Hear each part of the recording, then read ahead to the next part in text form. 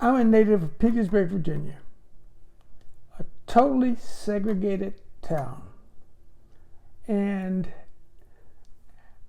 I must admit, I have no idea as to how I was influenced. I know I went to a segregated high school, a segregated undergrad school,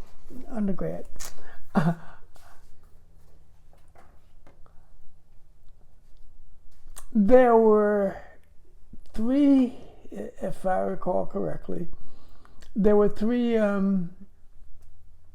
dime stores.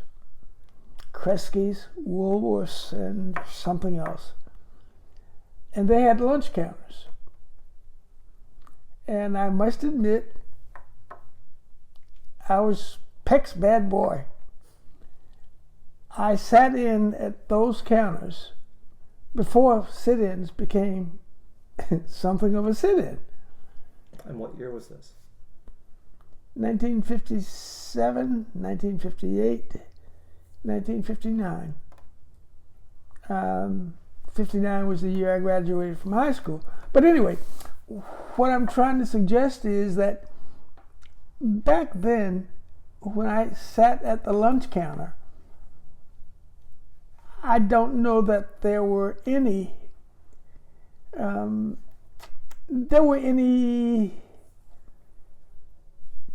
persons of color who sat down at a white-only lunch counter,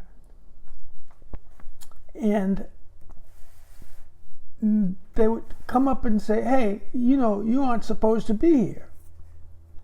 And this is before the sit-ins or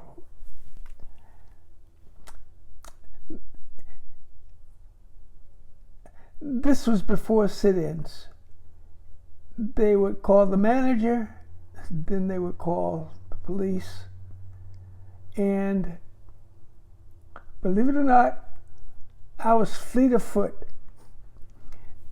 There was a back door, and I ran as fast as I could when the police came. I don't really know what inspired me, but we also had a segregated library. There was a colored entrance, and then there was a white entrance. And you were not allowed to go into the stacks. Stacks being where I guess where you could find books. Anyway, I started doing stuff at an early age, and I don't know what inspired me. Anyone in your family supportive of you? Did they know what you were doing? No. So this was completely independent. All of the above. And there was no one spark. It was just... I just knew something was wrong. I have no idea as to what motivated me at that particular age. Because in retrospect, I took some stuff on. I don't know what motivated me, except I just knew something was wrong. And did you share this with any of your friends No. or classmates? Did they know what you were up to? No. No one knew what you were up to? No. Except for the people who saw me running out of the dam. Running out of the coffee shop. But they had no idea why? No. And there were no particular events during this period that led you to make the decisions that you did or to think about becoming an activist? This was just being tired of having to live how you lived? Other than the fact that I said something was wrong. No. I truly don't understand now and in retrospect why. I don't know what motivated me. I really don't. but it was just my knowing internally something was wrong. You graduate from high school in 1959. And you enroll at Howard in the fall of 1959? That's correct. Okay. And you become a founding member, if I'm correct, of the Nonviolent Action Group. Can you tell us about that? Yeah, NAG. Nonviolent Action Group. We at Howard, supposedly the epitome, the zenith of black education. All of a sudden, sit-ins broke out, and we at Howard were doing nothing because DC was not a segregated town, at least in fact, but in fact it was. The sit-in started in 61, and we were doing nothing.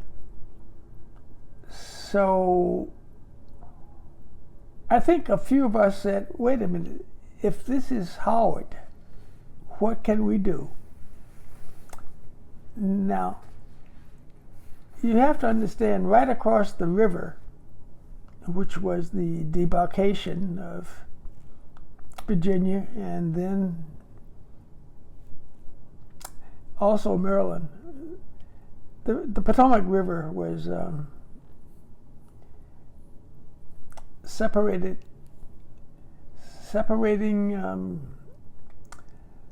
Virginia and DC. And we said, well, if Virginia is segregated, let's try going over there and finding out if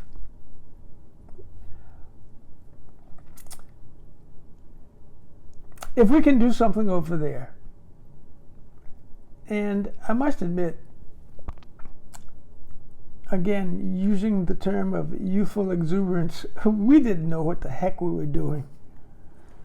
We went over to Arlington to a drug fair, if I remember correctly. We sat down at a counter, and believe it or not,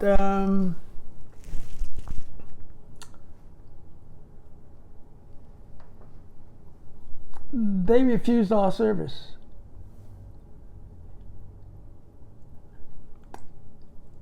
And I think I'm laughing because we had the same, okay, yes. I guess you guys have heard of George Lincoln Rockwell and the American Nazi Party. Yeah. Here's a couple of the photos that are from that period, and this is you, I believe. Yeah, it looks like me. Yeah. Would you mind holding that up for the camera?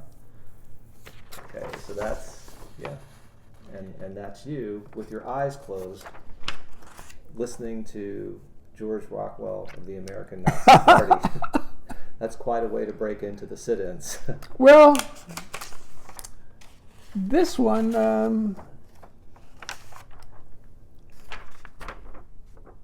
see the Nazi symbol. We can see it. Yeah. Life has been strange. I don't know what motivated me to do any of this stuff. But this one was indeed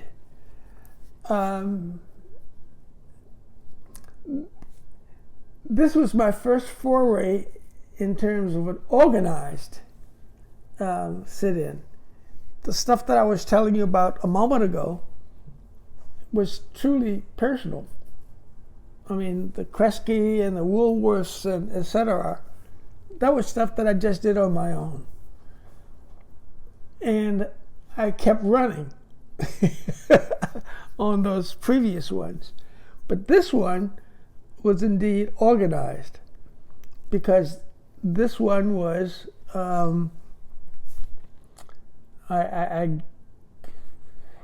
it was organized. We knew what we were going into.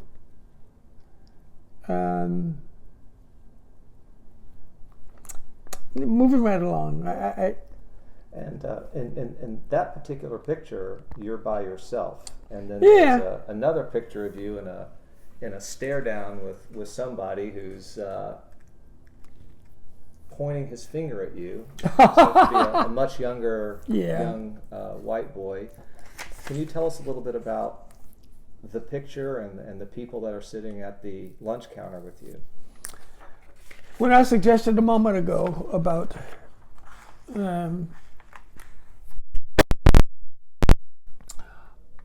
being organized,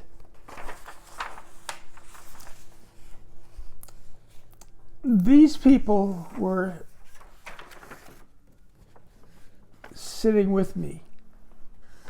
At the time, this was Joan Trumpauer. Now she's Joan Mulholland. This is Etheline, and I must admit I don't remember her last name. But here's what frightens me when I look at this. These are kids, truly children, 12, 14 years of age. You have to be taught to hate. And please look at the hate on these people's face. Look at this child. Look at this man. I mean, I'm sorry, I don't know if he was about to hit me or spit on me. When I look at this stuff, and when I look at this stuff in retrospect, I don't know how I was so I don't know how I was so anyway, moving right along. Within 3 weeks, I believe, we desegregated the entire Northern Virginia public accommodations. And we didn't realize how much we accomplished. Within 3 weeks, I don't know if it's 3 weeks or 2 weeks or whatever, but all of the public accommodations in Northern Virginia, we accomplished everything. And so then we recamped. Wow, if we did that in that short a period of time, what else can we do? And I think this is where we get into Maryland, Glen Echo Amusement Park.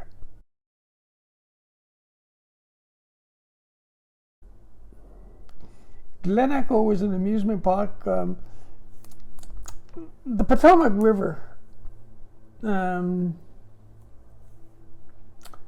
separated Maryland from Virginia, and Glen Echo was an amusement park where the DC government bused or trawled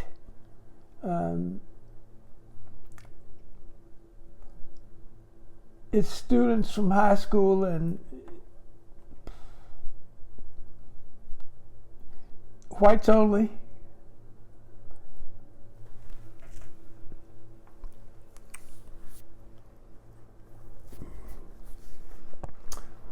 Whites only were bused to Glen Echo. And this brings tears to my eyes when I think about when we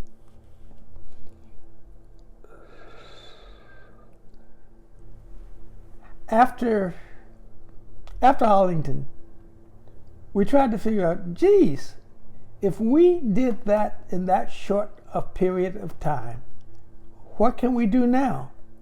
because that's all of Northern Virginia. Glen Amusement Park. And believe me, we can do something there.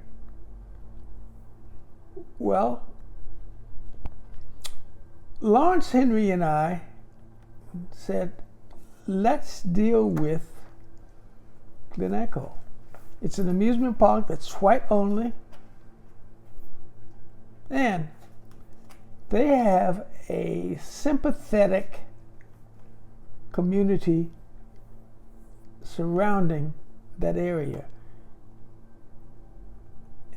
Mainly because of the fact that Bannockburn is a community that is perhaps ideal for helping us. They are a community not only of persons of Jewish descent, but also labor oriented. American labor unions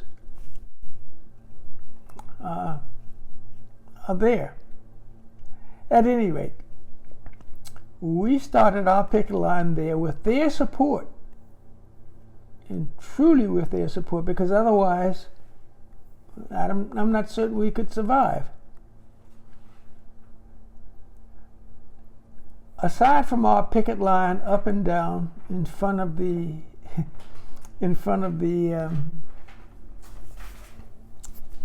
entrance to the park, everybody said, they didn't want black people or persons of color. I'm not certain how schizoid we are now, because I've been colored, I've been Negro, I've been black. The whole thing is kind of strange.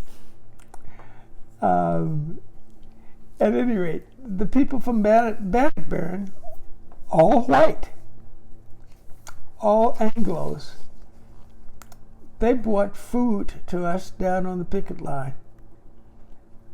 And with all due respect, those were some wonderful people. And one day we concocted this scheme. We got a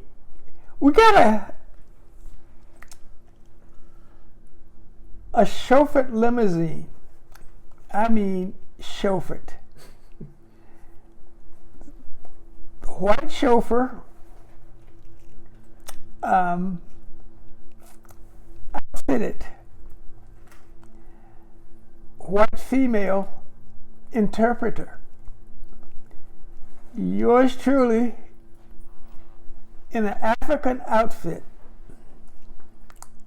Now, you gotta understand, I'm talking about a limousine.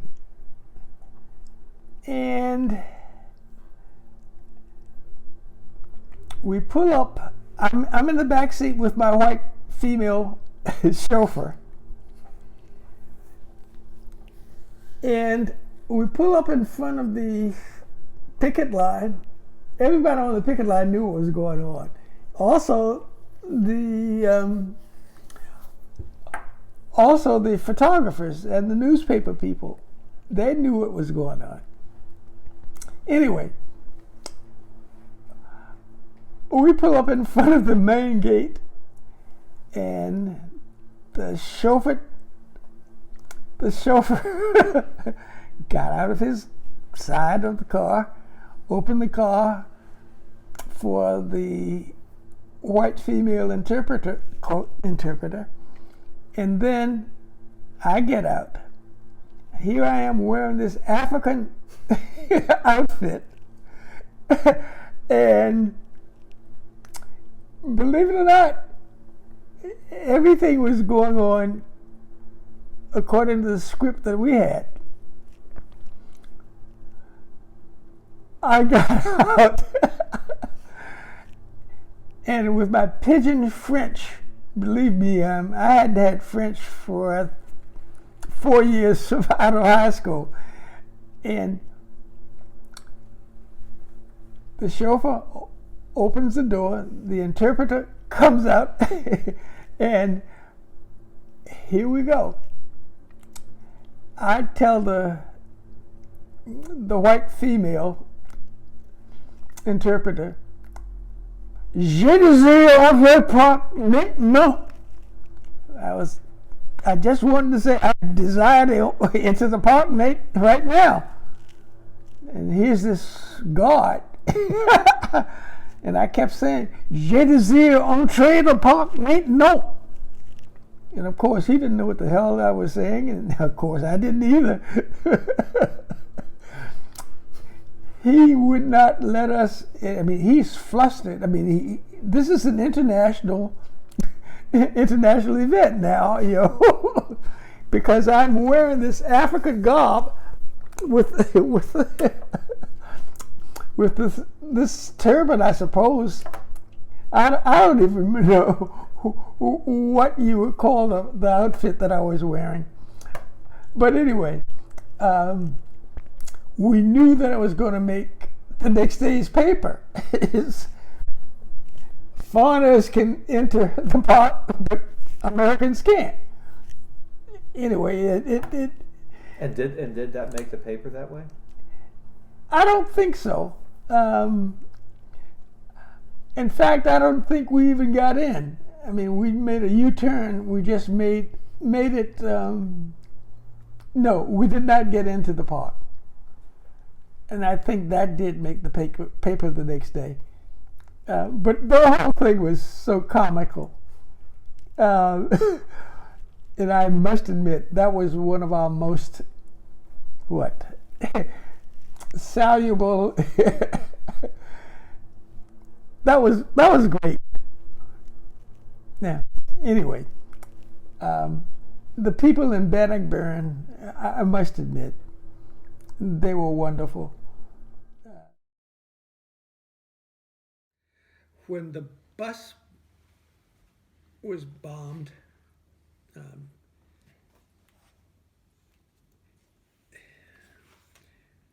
I knew that the Freedom Ride was about to come to an end. And I knew that we could not allow the Freedom Ride to end.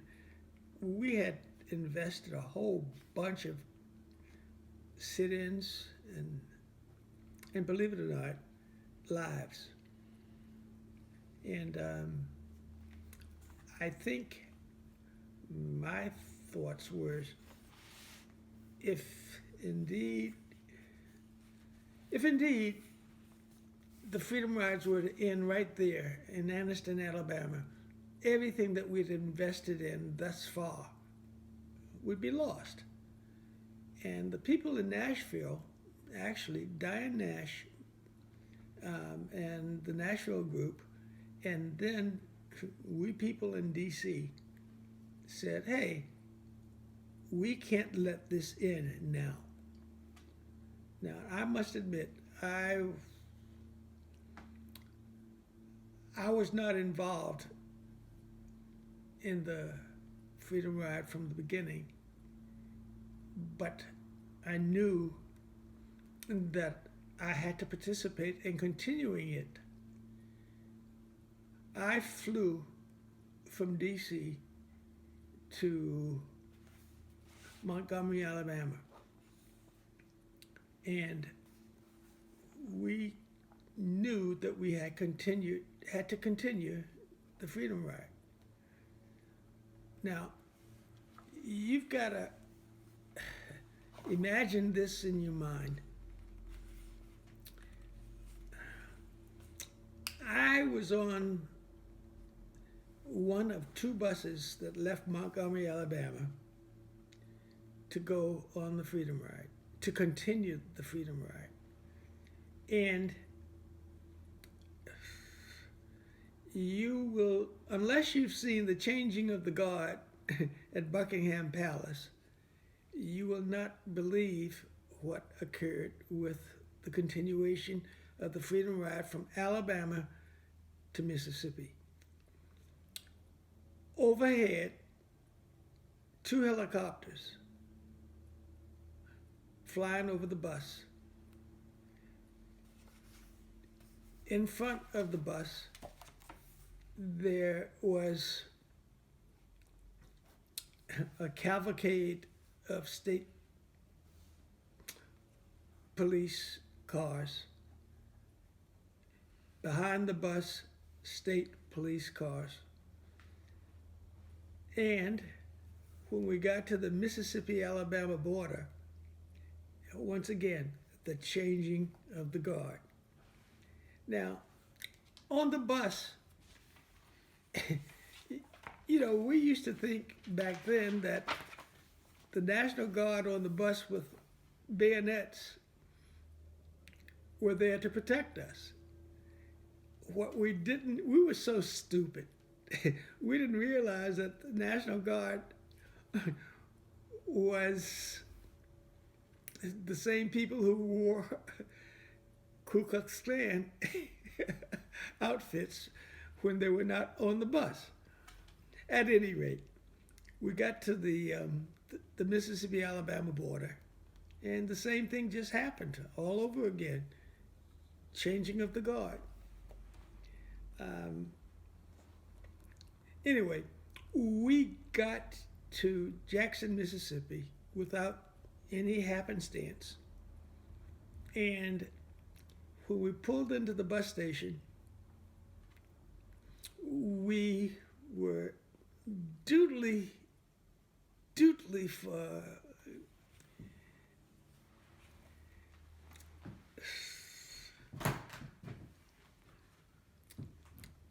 we were escorted to a paddy wagon. There's a book that's right behind me, but it says Breach of Peace. That's the title of it. And I must admit, we were dutifully ushered into paddy wagons. I don't know if that answers your question, but what I can tell you happened thereafter for the next 2 months.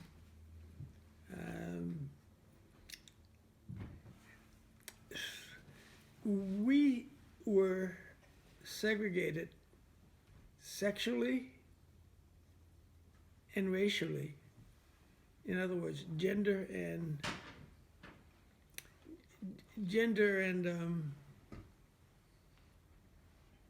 racially. All the white men were put in one cell, all the black men were put in another, and that's about it. But that's only the first wave.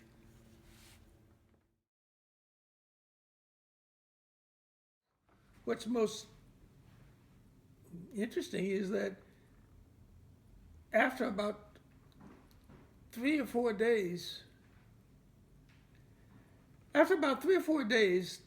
they moved us to the to the county prison farm.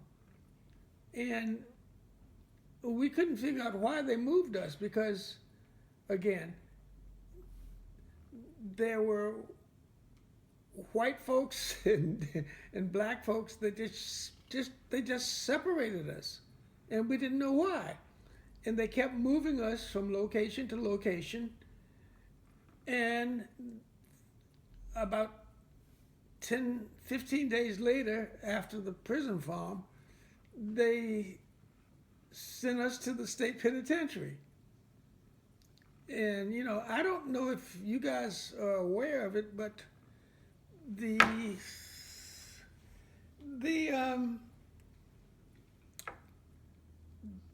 prison in Mississippi was known for being one of the most outrageous and the most difficult places, state penal systems in the country. Now, when we got to the state penitentiary, here's, again, gender and sex and race made the difference. All the black men were put in one part of the penitentiary, and all the white men were put in another part of the penitentiary, and same thing about women, white women, black women, and we couldn't figure out what was going on, why they kept moving us. And it took us some time to figure it out. And here's what it was about. They kept moving us because of the fact, and we had no way of knowing, they moved us because the buses kept coming. We had no idea. We had no idea whatsoever the reason they kept moving us. We had no communication. And I think, in retrospect, the buses kept coming. And if you can imagine, had we known, that would have been exuberant. That would have made us realize that, hey, everything that we started had not ended. And it kept going. And the buses kept coming. And that's, in retrospect, I mean, years later, we understand now. Yeah, we started something. We started something that it was not only the 40 some of us who were only in the first wave. There were 409 of us, if I recall correctly. We started a movement. And yeah, I'm very, very, very proud to have been a part of it. On the first two buses to get into Jackson, Mississippi. Now, let me tell you this, please.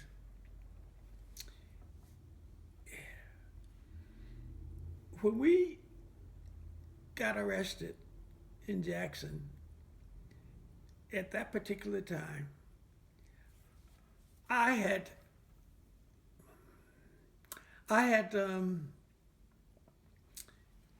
gotten into a situation wherein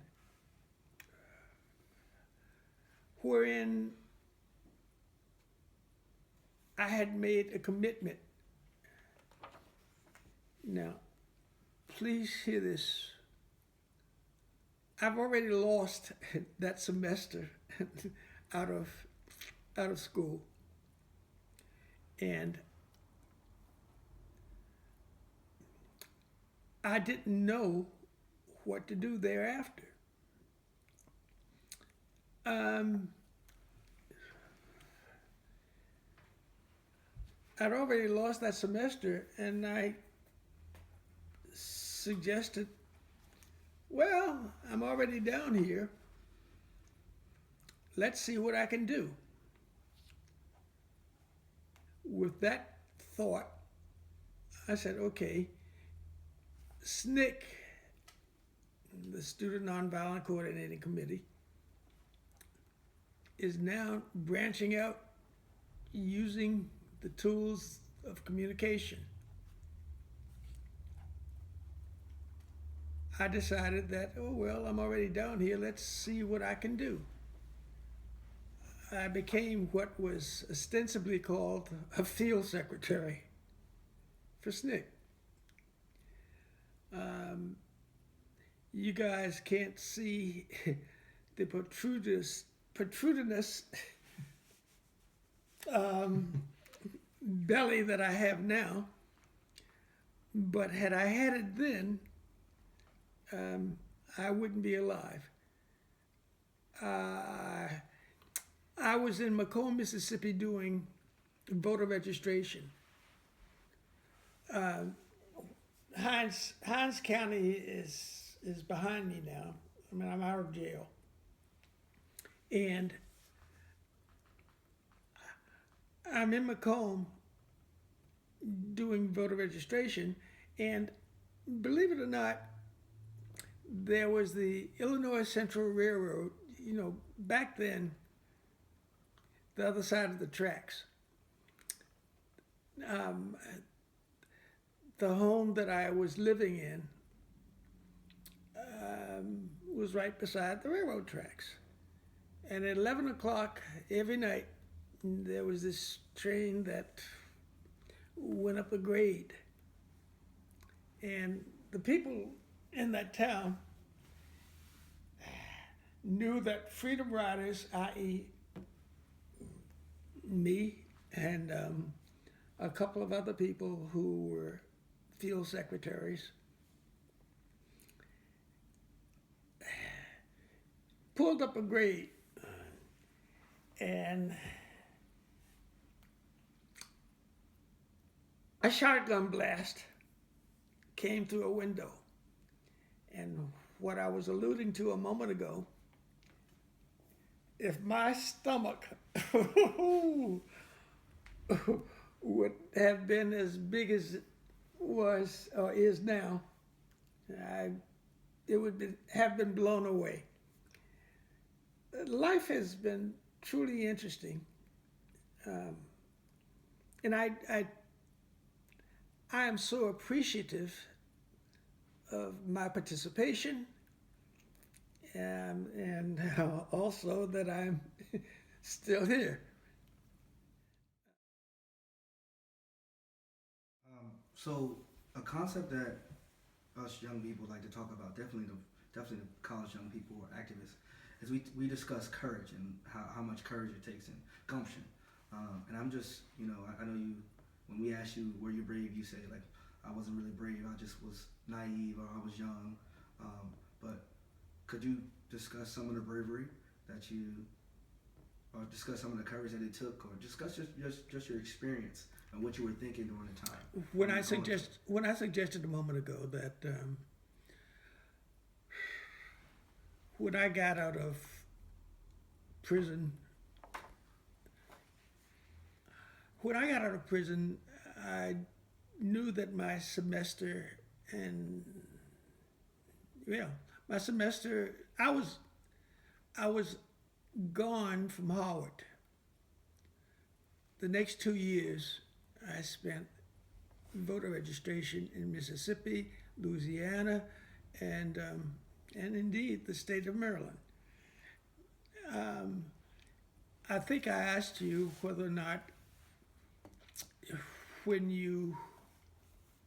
if you applied for a job and they asked you, have you ever been arrested? And I was about to suggest that for me, I laughed at that because I've been arrested approximately 30 times. Please check with the FBI for dates and location. And that, to me, is the greatest thrill that I have with regard to that. Now, when I was doing the voter registration activity in Mississippi, I hoped that one day in Jackson, Mississippi, I hoped that one day there would be a person of color who might be elected to the council of the council of government in Jackson. And then I said, maybe one day in life there might be a person who might be elected to the state legislature. And then I said, if all goes well, 50 years from now, somebody might be elected. And let me tell you, do you realize that today, 50 years later, we had this is truly interesting. We had a 50-year reunion in 1951. Anyway, here's the issue. We had a 50-year reunion in I guess it's 1911. I mean 2011. The chief of police was a black female. The police force was thoroughly integrated. We went to the state prison. Would you believe that the superintendent was a black female? So, I mean, and take it from there. We also had a black congressperson. So, I mean, we have, what I participated in, if you will, has caused a transitional, and I feel good about that. Every time now, I keep getting phone calls. Dion, do you recall so and so? And then there's a book published, okay? And yeah, well, the first thing that I do, this shows you vanity. The first thing I do is look in the back of the book in the index to see if my name is in there. And that's vain, because I didn't write the book. I didn't keep any notes. And that's a shame, because believe it or not, I participated, in stuff that made that book, if that makes any sense. Quite frankly,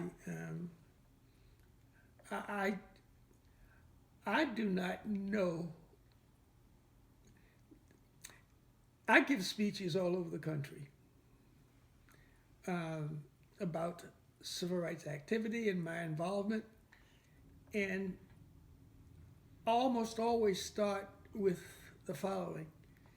If you're under the age of 40, you probably don't know a damn thing about what happened previously. You think that what is today always was. And if you don't know your past, it's going to come back and bite you in your butt. Now, by that I merely mean that you can't assume that this society that you're living in now always existed. Segregation can come back again. And I know this is sounding political, but when you hear stuff like people of color and people across the border,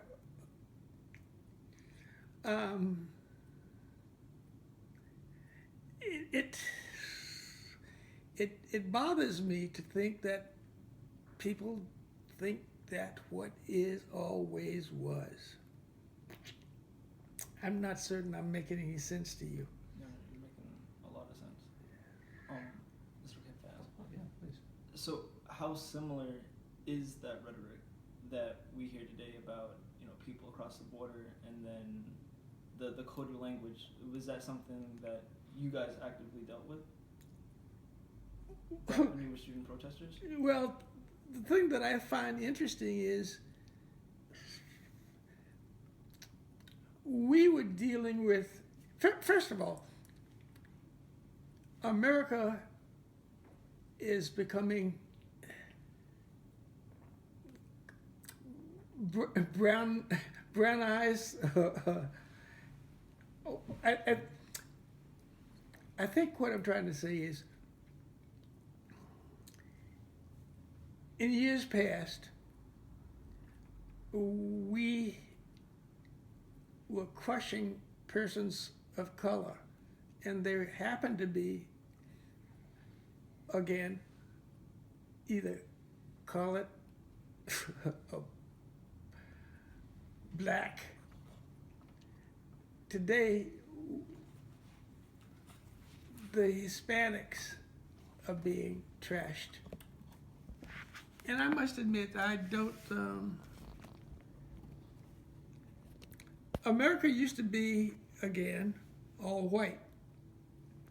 until 1617, when the first slaves were imported. And I